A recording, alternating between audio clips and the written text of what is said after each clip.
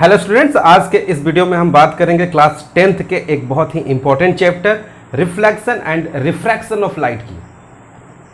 तो reflection and refraction of light को समझने के लिए सबसे पहले आपको लाइट समझना पड़ेगा। लाइट क्या है? Light is a form of energy which give us sensation of visibility. Light एक प्रकार की ऊर्जा है, एनर्जी है। और ये कैसी एनर्जी है? ये ऐसी एनर्जी है जिसकी सहायता से हम लोग ऑब्जेक्ट्स को देख पाते हैं। ये अगर एनर्जी एब्सेंट है तो आप ऑब्जेक्ट को देख नहीं सकते हो। इसका प्रेजेंट होना बहुत ज़रूरी है। अगर आप किसी चीज़ को देखना चाहते हैं, तो अपनी दुनिया खूबसूरत बनाना चाहते हो, तो लाइट का प्रेजेंस बहुत ज़रूरी है, तभी आप देख पाओगे। एक बात और, जैसा कि हमने कहा कि लाइट एनर्जी है। अब हम लाइट को एनर्जी क्यों कह रहे हैं? भाई, एनर्जी की बेसिक डेफिनेशन क्लास 9th में आप लोगों ने क्या पढ़ी है? Anything which have ability to perform work is called energy. कोई भी चीज जो वर्क कर सकती है, दैट इज कॉल्ड एनर्जी। ये लाइट भी वर्क कर सकती है और इसीलिए मैं लाइट को एनर्जी कह रहा हूं। अब आप ये सोच रहे होंगे, लाइट भी वर्क कर सकती है, कमरे में लाइट भरी है, ये वर्क कर सकती है क्या?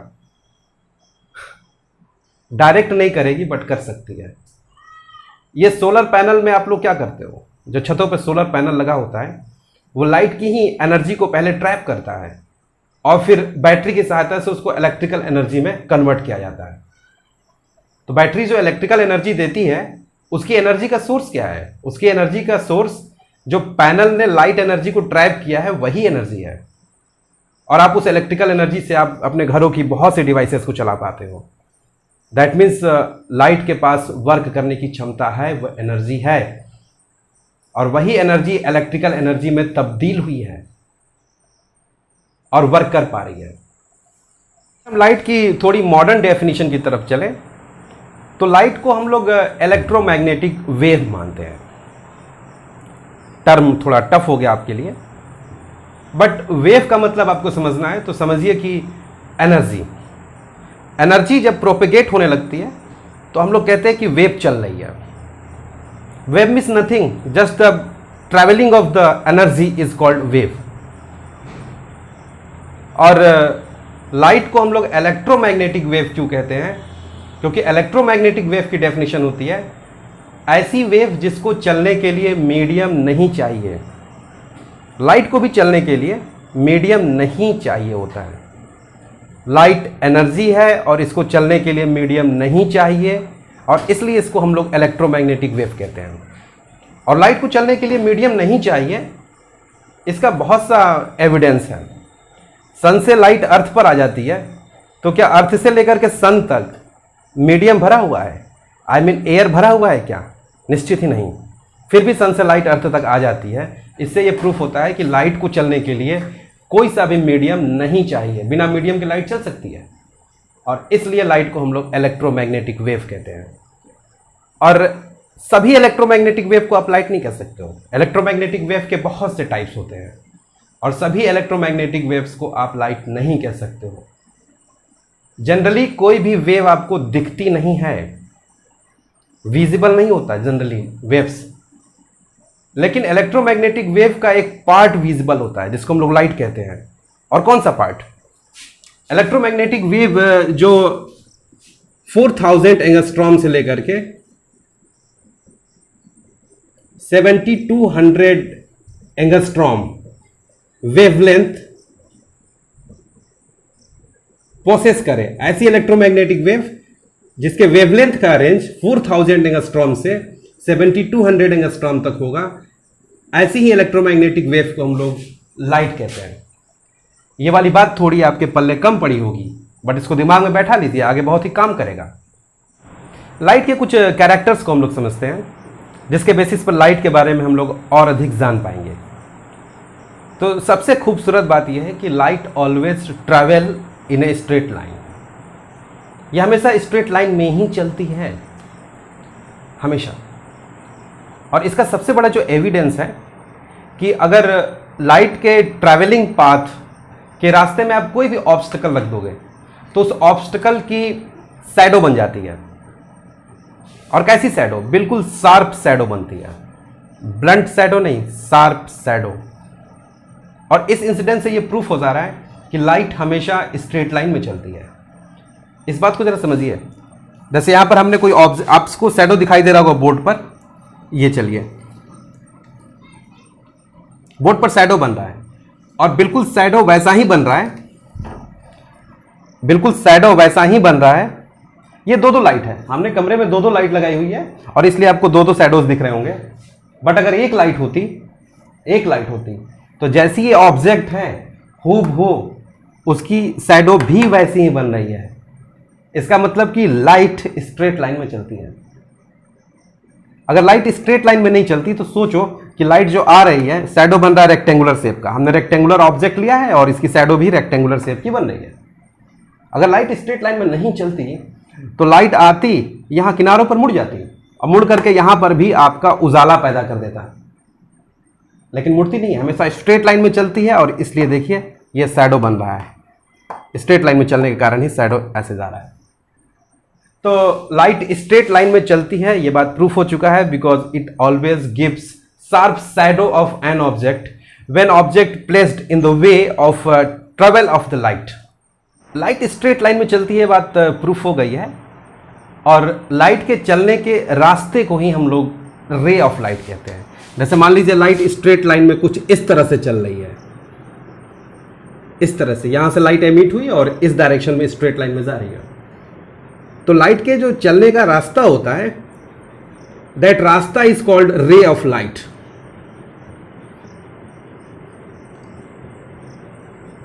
Ray of light. अब जो सबसे इंपॉर्टेंट पॉइंट पर आ रहे हैं, जरा गौर करिएगा कि लाइट कब तक स्ट्रेट लाइन में चलेगी? जब तक कि उसके रास्ते में कोई मिल ना जाए। लाइट इन्फिनाइट तक ट्रैवल करती है, कंटिन्यूअसली इन्फिनाइट तक चलती है, कहीं नहीं रुकती, जाती रहेगी जाती रहेगी जाती रहेगी। कब तक? जब तक कोई मिल ना जाए। और जब कोई मिल गया उसको रास्ते में तो उस ऑब्जेक्ट के साथ लाइट हरकत कर देगी। कौन कौन सी हरकत? अगर वो ऐसी ऑब्जेक्ट है, ओपेक वो ऑब्जेक्ट होती है जिसमें लाइट क्रॉस नहीं हो पाती, तो ऐसी ऑब्जेक्ट से लाइट टकराने के बाद वापस लौट आती है। और इस घटना को हम लोग कहते हैं रिफ्लेक्शन ऑफ लाइट। ऑब्जेक्ट ना होती तो क्या करता? लाइट हमेशा कंटिन्यूअसली प्रोग्रेस करता, continuous advances in the medium और विदाउट मीडियम। लेकिन जैसे ही कोई ऑब्जेक्ट मिल जाएगी तो ऑब्जेक्ट के नेचर पे डिपेंड कर रहा है कि अब लाइट उसके साथ कौन सी हरकत करेगी। अगर ओपेक ऑब्जेक्ट होगा, ओपेक ऑब्जेक्ट मीन्स होता है बच्चों जिसमें लाइट क्रॉस ना कर पाए। जैसे कि ये मिरर, इस मिरर से लाइट क्रॉस नहीं कर सकती। अगर मैंने इसको रास्ते में रख दिया तो लाइट इसे टकराने के बाद लौट आएगी। लेकिन अगर कोई ऐसा ऑब्जेक्ट हो जिससे लाइट क्रॉस कर सकती है तो उसको लाइट क्रॉस कर जाएगी, वापस नहीं आएगी। और जब किसी ऐसे ऑब्जेक्ट से लाइट टकराती है जिसमें लाइट चल सकती है तो हम लोग कहते हैं कि लाइट का रिफ्रैक्शन हो गया। अगर मीडियम बदलने के बाद भी लाइट आगे बढ़ती रही तो हम लोग कहते हैं कि लाइट का रिफ्रैक्शन हो गया। लेकिन ओपेक ऑब्जेक्ट से लाइट का हमेशा रिफ्लेक्शन होता है, जिधर से आई थी उधर ही चली जाएगी। This is called reflection of the light. Reflection के दो लॉज हैं, उन दोनों लॉज को पहले आप लोग समझ लीजिए। बड़े ही सिंपल लॉज हैं। जैसे कि रिफ्लेक्शन का मैं पहला लॉ बता रहा हूं। जैसे मान लीजिए ये कोई ऑब्जेक्ट है जो ओपेक है, ये कोई प्लेन सरफेस है, बिल्कुल ओपेक बट प्लेन,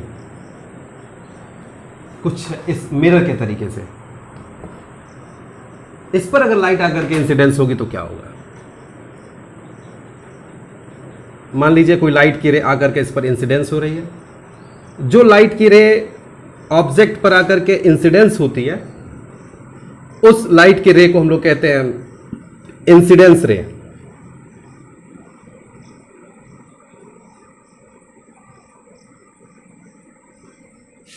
और ये लाइट की रे जिस पॉइंट पर आकर के इंसिडेंस हुई है,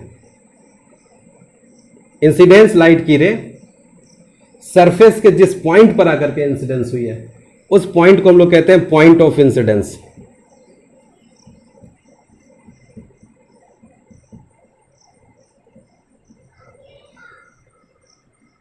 इस पॉइंट पर जरा एक नॉर्मल ड्रॉ करिए। नॉर्मल एक ऐसी लाइन होती है जो पॉइंट ऑफ इंसिडेंस से पास करती है और रिफ्लेक्शन सरफेस, ये देखिए नॉर्मल मैंने ड्रॉ कर दिया। नॉर्मल एक ऐसी लाइन होती है जो कि पॉइंट ऑफ इंसिडेंस से पास करती है और रिफ्लेक्शन सरफेस, ये आपका रिफ्लेक्शन सरफेस है।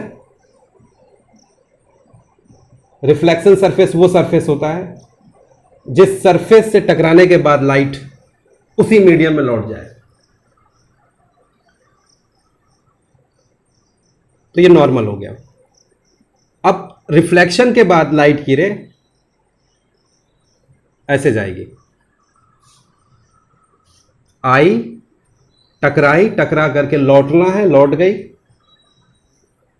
दिस रे इज कॉल्ड रिफ्लेक्टेड रे।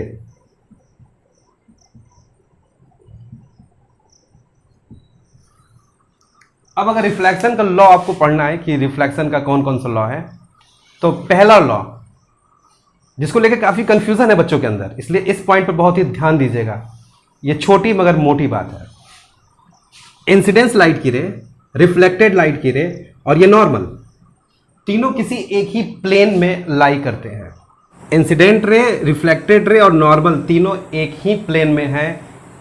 और वो प्लेन ये वाला प्लेन नहीं है माय डियर्स। अक्सर बच्चे समझ लेते हैं कि जो रिफ्लेक्शन सरफेस है उस प्लेन की बात कर रहा है, रिफ्लेक्शन सरफेस की बात नहीं कर रहा है। इन तीनों की बात कर रहा है कि ये तीनों एक ही प्लेन में होंगे। और वो प्लेन यहां पर ये बोर्ड की प्लेन है, बोर्ड की प्लेन में है। एग्जाम्पल के लिए आप ये मान लीजिए कि इंसिडेंट रे है, ये रिफ्लेक्टेड रे है, तो नॉर्मल को भी इसी प्लेन में रहना पड़ेगा। ये नॉर्मल, तीनों की प्लेन सेम होनी चाहिए। ऐसा नहीं हो सकता कि नॉर्मल ये प्लेन ही छोड़ दे, ऐसा हो जाए। या फिर ये दो तो एक प्लेन में है और रिफ्लेक्टेड लाइट की रे प्लेन छोड़ दे, ऐसा हो जाए। ऐसा नहीं हो सकता, इन तीनों को सेम प्लेन में रहना पड़ेगा। ये फर्स्ट लॉ ऑफ रिफ्लेक्शन है। तो चलिए सेकेंड लॉ ऑफ रिफ्लेक्शन की तरफ चलते हैं। सेकेंड लॉ ऑफ रिफ्लेक्शन बहुत ही आसान है। इंसिडेंट रे और नॉर्मल के बीच के जो एंगल बन रहा है, उस एंगल को हम लोग बोलते हैं एंगल ऑफ इंसिडेंस। फिर से मेरी बात सुनिएगा, इंसिडेंट रे और नॉर्मल के बीच का एंगल ये एंगल ऑफ इंसिडेंस कहलाता है। रिफ्लेक्टेड रे और नॉर्मल के बीच का एंगल ऑफ रिफ्लेक्शन कहलाता है। और कभी भी एंगल ऑफ इंसिडेंस और एंगल ऑफ रिफ्लेक्शन बराबर ही होगा। ये सेकेंड लॉ ऑफ रिफ्लेक्शन है। ये जो रिफ्लेक्शन के हमने दो लॉज पढ़ाए हैं, ये दोनों लॉज यूनिवर्सल ट्रूथ है। जहां कहीं भी रिफ्लेक्शन हो रहा होगा तो दो बातें बिल्कुल तय होंगी कि इंसिडेंट रे, रिफ्लेक्टेड रे और नॉर्मल तीनों एक ही प्लेन में होंगे। दूसरी बात कि एंगल ऑफ इंसिडेंस और एंगल ऑफ रिफ्लेक्शन हमेशा ही बराबर होगा। कब? जब कहीं किसी भी तरीके से कोई लाइट की रे रिफ्लेक्ट हो रही होगी तो लॉ ऑफ रिफ्लेक्शन ज़रूर वहाँ पर होल्ड होगा, चाहे रिफ्लेक्शन कैसे भी सरफेस से हो। लॉ ऑफ रिफ्लेक्शन ज़रूर होल्ड करेगा। दुनिया का कोई भी reflection without law of reflection नहीं होता है, चाहे सरफेस का नेचर कैसा भी हो। प्लेन सरफेस के लिए तो बात करेक्ट है।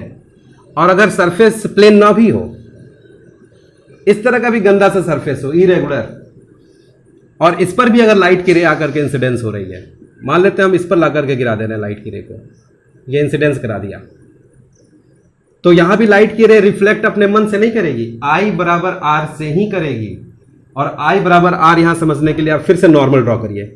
हमेशा नॉर्मल ड्रॉ किया जाता है पॉइंट ऑफ इंसिडेंस पर। नॉर्मल ड्रॉ करिए, ये हमने नॉर्मल ड्रॉ कर दिया। हमेशा रिफ्लेक्शन सरफेस के परपेंडिकुलर होना चाहिए। और अगर ये एंगल ऑफ इंसिडेंस है, नॉर्मल के एक तरफ अगर ये एंगल ऑफ इंसिडेंस है, तो नॉर्मल के दूसरी तरफ ये रिफ्लेक्शन एंगल बन रहा है आर, और ये दोनों एंगल्स बराबर होने चाहिए। ये इंसिडेंट रे, ये रिफ्लेक्टेड रे, दोनों एंगल्स ये बराबर होने चाहिए। फिगर में बराबर नहीं भी दिख रहा है तो आप बराबर मानिएगा इसे। इस तरह से रिफ्लेक्शन होता है। चाहे जैसा भी सरफेस हो, आई बराबर आर हमेशा ही। अब सबसे इंपॉर्टेंट पॉइंट पर आ रहे हैं कि लॉ ऑफ रिफ्लेक्शन पढ़ने से फायदा क्या है।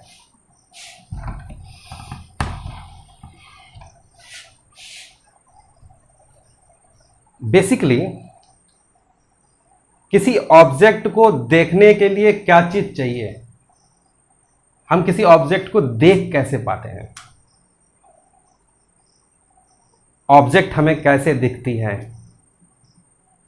इन सारी बातों का जवाब यह है कि ऑब्जेक्ट से लाइट की रे आती है, हमारी आंखों में जाती है, और उन्हीं रेज की सहायता से हम लोग ऑब्जेक्ट को देख पाते हैं। जिस किसी ऑब्जेक्ट को आप देखना चाहते हो, उस ऑब्जेक्ट से आने वाली लाइट की रे निश्चित ही आपकी आंखों में जाना चाहिए, तब आप ऑब्जेक्ट देख पाओगे। सरल भाषा में बता रहा हूं बेटा, ये मार्कर है, मुझे दिख रहा है, इसका रीजन केवल एक है, एक रीजन है कि इस मार्कर से लाइट की रे हमारी आंख में जा रही है, इसलिए हमें ये दिख रहा है। अब ये सोच रहे हो कि सर मार्कर से लाइट की रे आपकी आंख में जा रहा है, मार्कर से लाइट निकल रहा है क्या? बच्चों, मार्कर से लाइट नहीं निकल रहा है, बल्ब से लाइट आ रहा है। बल्ब से लाइट आ रहा है, मार्कर से टकराने के बाद रिफ्लेक्टेड लाइट की रे हमारी आंख में जा रही है, और ये मार्कर देख पा रहा हूं। मार्कर से डायरेक्ट लाइट नहीं आ रही है, बल्कि कहीं से आ करके मार्कर पर गिर रही है। कहां से आ करके? जो भी लाइट का सोर्स है, दिन में सूरज और रात में हमारा ये बल्ब, बल्ब से आकर के लाइट की रे इस पर गिर रही है, इससे टकराने के बाद वो हमारी आंखों में जा रहा है, और इसलिए वो हम देख पा रहे हैं। अब नहीं देख पा रहे हैं, मैंने इसको थोड़ा ऊपर कर लिया, अब मैं नहीं देख पा रहा हूं मार्कर। क्या हो गया? बल्ब से आने वाली लाइट की रे टकराने के बाद कहीं और घुस जा रही है, हमारी आंख में आ ही नहीं रही है। मार्कर से टकराने के बाद लाइट की रे जब जब मेरी आंख में जाएगी तब तक मैं देख पाऊंगा, और टकराने के बाद रिफ्लेक्टेड लाइट की रेज अगर कहीं और चली गई तो मैं नहीं देख पाऊंगा। बच्चों, मैं बल्ब को सीधा देख पा रहा हूं क्योंकि बल्ब से खुद लाइट निकल रही है, हमारी आंखों में जा रही है, और इसलिए हम उसे देख पा रहे हैं। इसमें कुछ नहीं समझना है। जिस किसी को भी देखना चाहते हो, उससे लाइट की रे तुम्हारी आंख में जानी चाहिए। अब चलिए काम की बात करते हैं। आपके सिलेबस में स्फेरिकल मिरर्स है, और इस पर काफ़ी फोकस करना पड़ेगा। स्फेरिकल मिरर्स किसे कहते हैं? स्फेरिकल मिरर, जैसा कि हेडिंग यहां पे लगा हुआ है, आप ग्लास का कोई भी हॉलो, आप कोई हॉलो ग्लास का स्फेयर कंसिडर कर लीजिए। स्फेरिकल मिरर्स बनाने के लिए शीशे का कोई खोखला गोला मान लीजिए, हॉलो ग्लास स्फेयर, और उसको आप किसी प्लेन की सहायता से, प्लेन चाकू की सहायता से ऐसे काट दीजिए।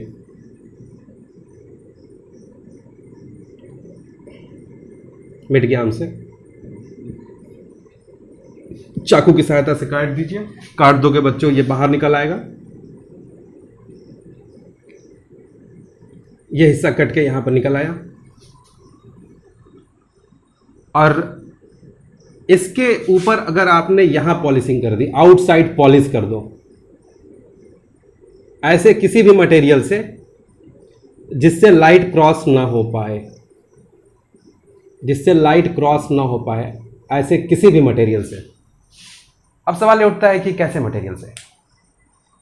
बेटा, कोई भी ऐसा मटेरियल जो ओपेक हो, जिससे लाइट क्रॉस नहीं हो पाए, उससे आप इसकी पॉलिशिंग कर दीजिएगा। और पॉलिशिंग कर दोगे तो ये आपका बन जाएगा कॉनकेव मिरर। ये आपका कॉनकेव मिरर बन गया। अगर पॉलिशिंग आपने आउटसाइड किया तो ये आपका कॉनकेव मिरर बन गया। कॉनकेव का मतलब होता है धसा हुआ होना। धसा, do you know what is धसना? धसना, बच्चों देखो हमारी आंखें धसी हुई हैं, मेरी आंखें धसी हुई हैं, तो ये कॉनकेव है। तो देखो ये धसी हुई है, तो ये कॉनकेव मिरर इसका नाम पड़ेगा। और यही पॉलिशिंग अगर आपने इनसाइड की होती, अगर आपने पॉलिशिंग इनसाइड कर दी होती तो ये आपका कॉन्वेक्स मिरर बन जाता, कॉन्वेक्स मिरर।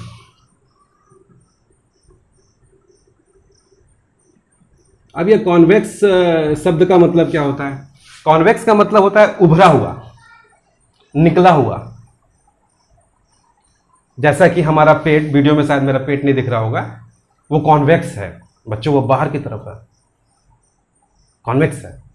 आंख जो है वो कॉनकेव है, धसी हुई है। तो हमेशा याद रखिएगा। मिरर से रिलेटेड हम लोग कुछ डेफिनेशंस को देखेंगे।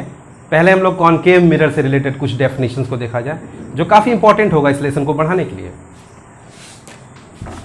तो जैसे मान लीजिए आपके पास ये कॉनकेव मिरर है, तो कॉनकेव मिरर होगा तो बच्चों पॉलिशिंग किधर से होगी? इसमें पॉलिशिंग आउटसाइड से होगी। ये हमने पॉलिश कर दिया। और इस मिरर का जो मिड पॉइंट होगा, मिड पॉइंट, पूरे मिरर का जो मध्य बिंदु होगा, मिडिल में पॉइंट होगा, दैट पॉइंट इज कॉल्ड पोल।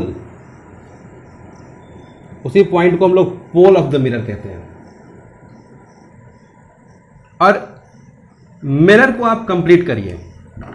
यह मिरर किसी न किसी स्फीयर का पार्ट रहा होगा, किसी स्फीयर की सहायता से ही, स्फीयर को ही काट कर हमने ये मिरर बनाया था, स्फेरिकल मिरर। तो ये वाला मिरर जिस किसी स्फीयर का पार्ट है, जिस किसी स्फीयर से काट करके हम लोगों ने इस मिरर को अलग किया था, उसी स्फीयर के सेंटर को, जैसे मान लीजिए स्फीयर कंप्लीट करिए, इसका स्फीयर कंप्लीट करिए। मान लेते हैं हम इस स्फीयर से काट कर इसको निकाले थे, इस स्फीयर से हमने काट करके निकाला था इसको। तो इसी स्फीयर के सेंटर को, इस मिरर का सेंटर ऑफ कर्वेचर कहते हैं। ये आपका सेंटर ऑफ कर्वेचर है।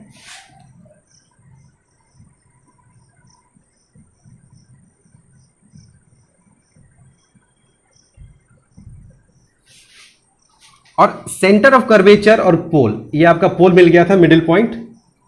सेंटर ऑफ कर्वेचर और पोल को ज्वाइन करने वाली line principal axis of the mirror कहलाती है।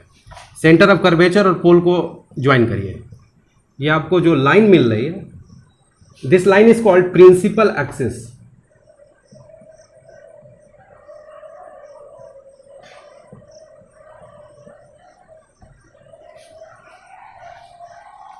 और सेंटर ऑफ कर्वेचर और पोल के बीच में जो ये डिस्टेंस है, that distance is called radius of curvature. R से डिनोट करते हैं। सेंटर ऑफ कर्वेचर और पोल के बीच में जो ये लाइन सेगमेंट है या फिर डिस्टेंस है, this distance is called radius of curvature.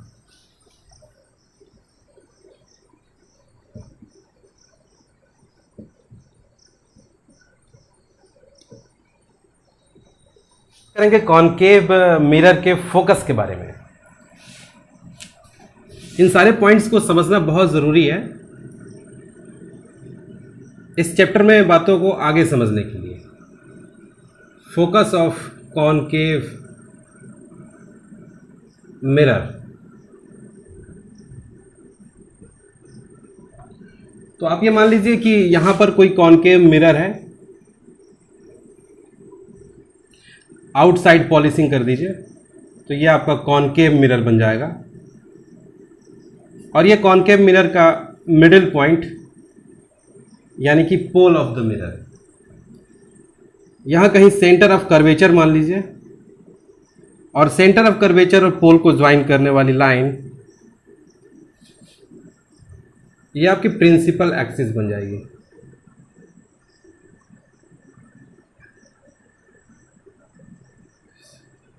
इतना तो आप लोग समझते हैं। बट अगर आपको यहां से कॉनकेव मिरर के फोकस को डिफाइन करना है, तो आप प्रिंसिपल एक्सिस के पैरेलल कोई लाइट की रे लाइए, मिरर पर गिराइए,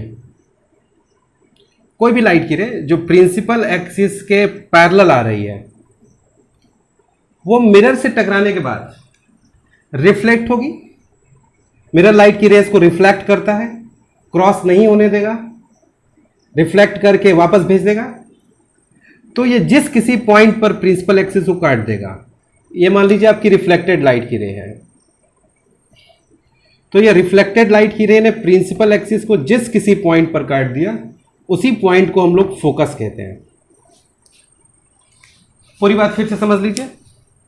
किसी कॉनकेव मिरर के प्रिंसिपल एक्सिस के पैरेलल आने वाली लाइट की रे मिरर से रिफ्लेक्शन के बाद प्रिंसिपल एक्सिस को जिस किसी पॉइंट पर काट देगा, ये आपकी प्रिंसिपल एक्सिस है, ये रिफ्लेक्टेड लाइट की रे है, यहां पर काट रही है, तो ये पॉइंट ही फोकस कहलाता है कॉनकेव मिरर का।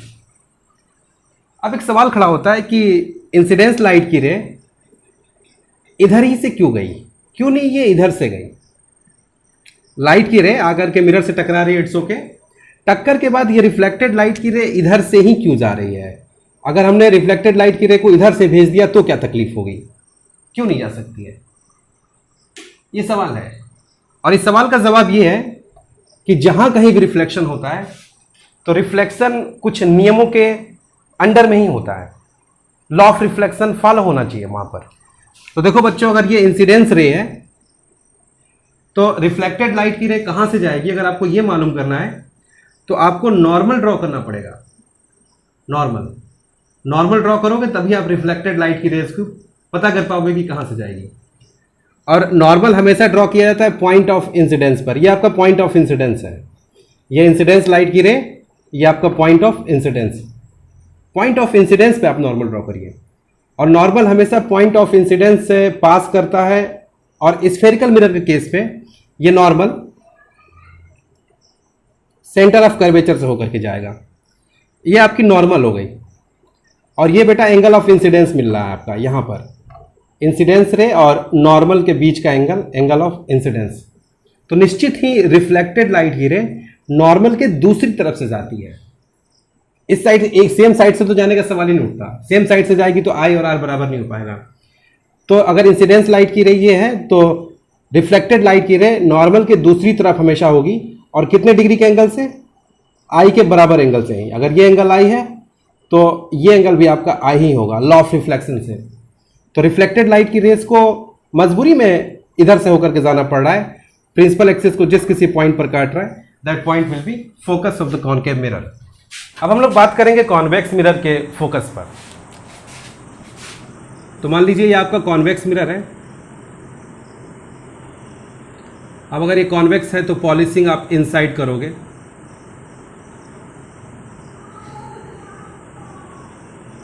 ये आपका पोल ऑफ द मिरर, और इस मिरर का सेंटर ऑफ कर्वेचर किधर होगा, इधर होगा। सेंटर ऑफ कर्वेचर हमेशा ही स्फेयर के सेंटर को कहते हैं। तो अगर आपका मिरर ये है तो इस मिरर का स्फेयर कैसे कंप्लीट होगा, ये स्फेयर कुछ इस तरह से कंप्लीट होगा। तो स्फेयर इस तरह से कंप्लीट होगा, दैट मीन्स स्फेयर के सेंटर को हम लोग मिरर का सेंटर ऑफ कर्वेचर कहते हैं, और पोल और सेंटर ऑफ कर्वेचर को ज्वाइन करने वाली जो लाइन होती है, पोल और सेंटर ऑफ कर्वेचर को ज्वाइन करने वाली लाइन प्रिंसिपल एक्सिस।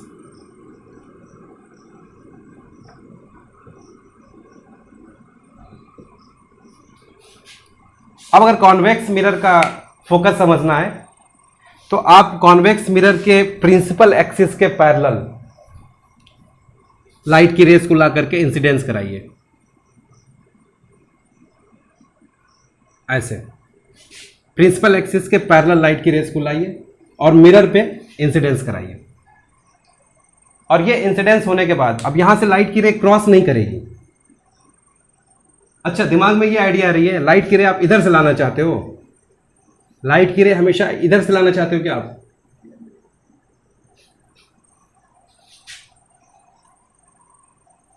बेटा लाइट की रे हमेशा किसी ऑब्जेक्ट से आती है, ऑब्जेक्ट से आती है। और आप किसी शीशे में क्या अपना मुंह ऐसे भी देखते हो क्या? जिधर पॉलिश रहता है उधर से देखते हो क्या? नॉन पॉलिश से देखते हो ना।